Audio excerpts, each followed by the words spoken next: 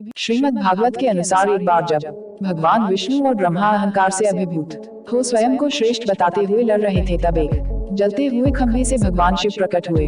विष्णु पुराण में वर्णित शिव के जन्म की कहानी शायद भगवान शिव का एकमात्र बाल रूप वर्णन है। इसके अनुसार ब्रह्मा को एक बच्चे की जरूरत थी। उन्होंने इसके लिए तपस्या की। तब अचानक उनकी गोद में रोते हुए बालक शिव प्रकट हुए। ब्रह्मा ने बच्चे से रोने का कारण पूछा तो उसने बड़ी मासूमियत से जवाब दिया कि उसका कोई नाम नहीं है, इसलिए वह रो रहा है। विष्णु पुराण की कथाएं कहती हैं कि भगवान शिव का जन्म भगवान विष्णु के माथे से उत्पन्न हुए तेज से हुआ है। माथे के तेज से ही जन्मे होने के कारण भगवान शंकर सदैव योग मुद्रा में रहते हैं।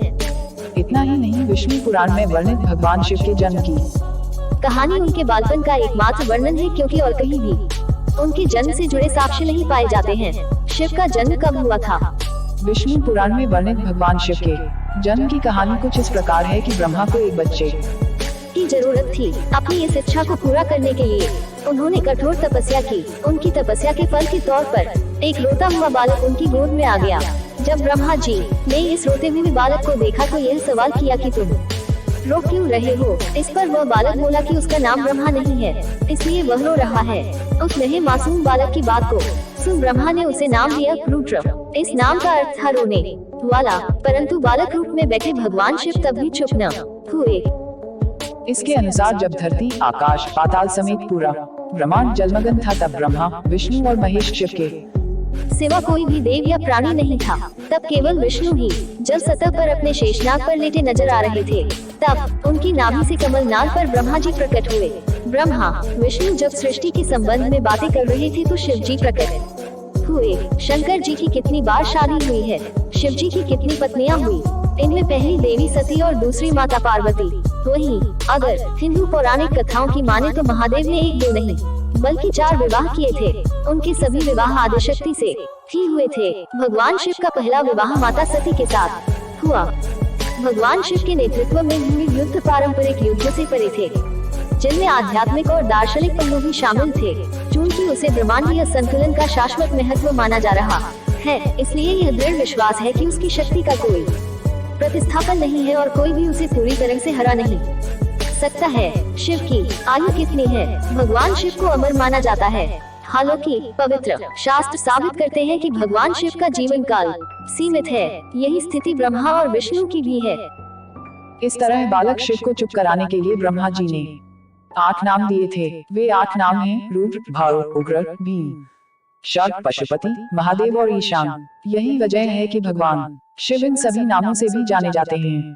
शिव जी के जन्म के पीछे की इस पूरी कहानी की बात करें तो था कुछ इस प्रकार है। जब संपूर्ण ब्रह्मांड, धरती, आकाश और पाताल जलमग्न था, उस समय ब्रह्मा, विष्णु और महेश के अलावा कोई भी अस्तित्व में नहीं था। उस दौरान केवल भगवान विष्णु ही थे जो जल में शेषनाग पर विश्राम करते हुए नजर आ रहे थे।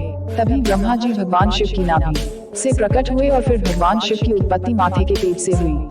भोलेनाथ कैसे प्रकट हुए? भोलेनाथ कैसे प्रकट हुए? हम सबके प्रिय भगवान शिव का जन्म नहीं हुआ है, वे स्वयंभू हैं। लेकिन पुराणों में उनकी उत्पत्ति का विवरण मिलता है।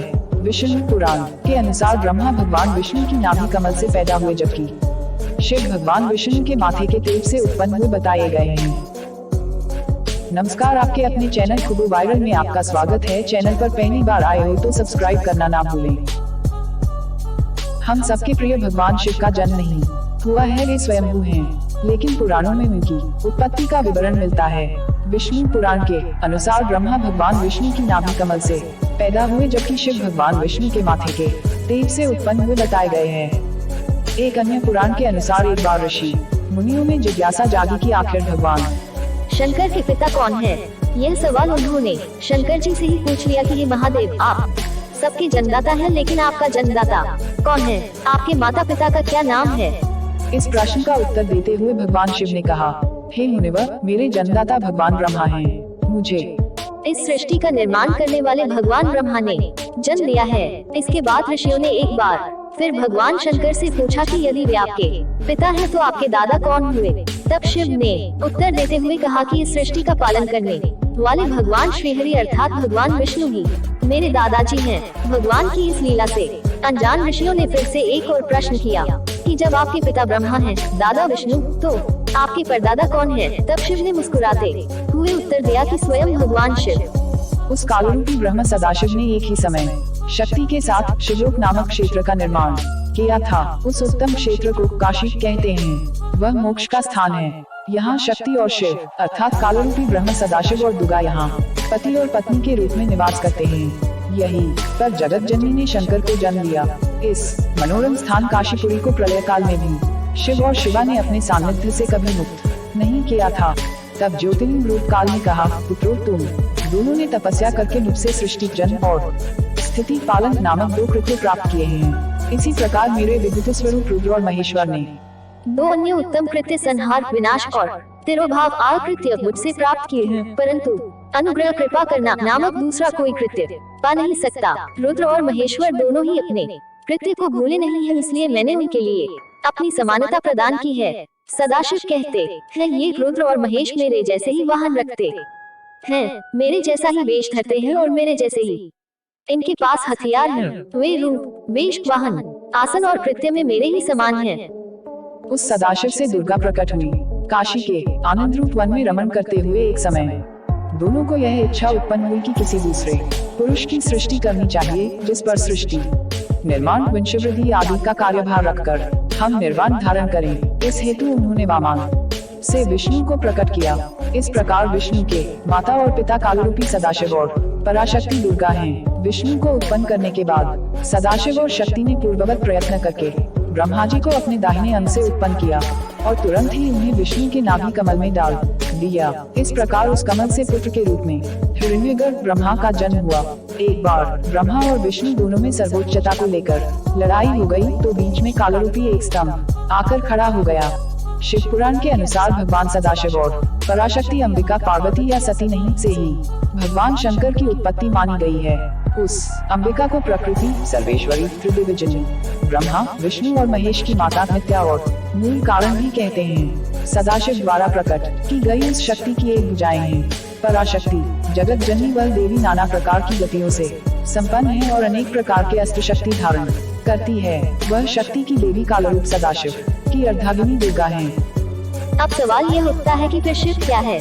वे किसी न किसी रूप में जन्मे या प्रकट हुए, तभी तो उन्होंने विवाह किया, तभी तो उन्होंने कई असुरों को वरदान दिया और कई असुरों का वध भी किया। दरअसल जब हम शिव कहते हैं तो वह निराकार ईश्वर की बात होती है, और जब हम सदाशिव कहते हैं तो ईश्वर महान आत्मा की बात होती है, और जब हम शंकर या महेश कहते हैं तो वह सती या पार्वती के पति महादेव की बात होती है। बस हिंदू जन यही भेद नहीं कर पाते हैं और सभी को एक ही मान लेते हैं।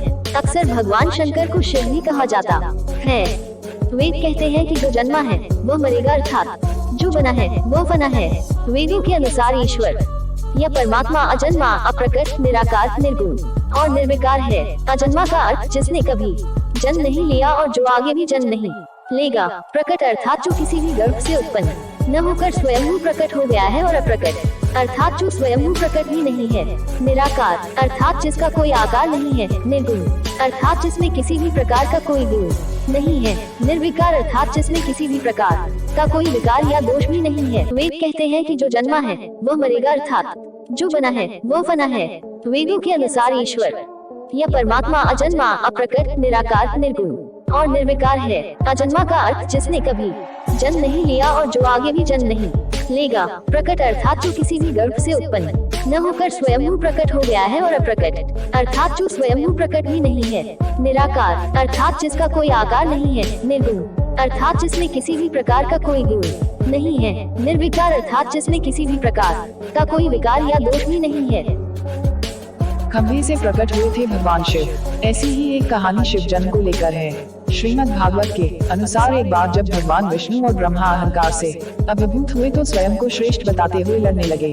उस वक्त एक जलते हुए खंभे जिसका कोई भी और छोड़ ब्रह्मा विष्णु नहीं समझ पाए थे, उसी से भगवान शिव प्रकट हुए। पौराणिक मान्यताओं के अनुसार ब्रह्मा जी ने शिव का नाम रुद्र रखा था, जिसका अर्थ होता है रोने वाला। ऐसे हुआ भगवान शिव का जन्म। अलग अलग पुराणों में भगवान शिव और विष्णु के जन्म के विषय में कई कथाएं प्रचलित हैं। शिव पुराण के अनुसार भगवान शिव को स्वयंभू माना गया है, जो कि विष्णु पुराण के अनुसार भगवान विष्णु स्वयंभू हैं। विष्णु पुराण के अनुसार ब्रह्मा भगवान विष्णु की नाभि कमल से पैदा हुए, जबकि शिव भगवान विष्णु के माथे के तेज से उत्पन्न हुए हैं। माथे के तेज से उत्पन्न होने के कारण ही शिव हमेशा योग मुद्रा में रहते हैं।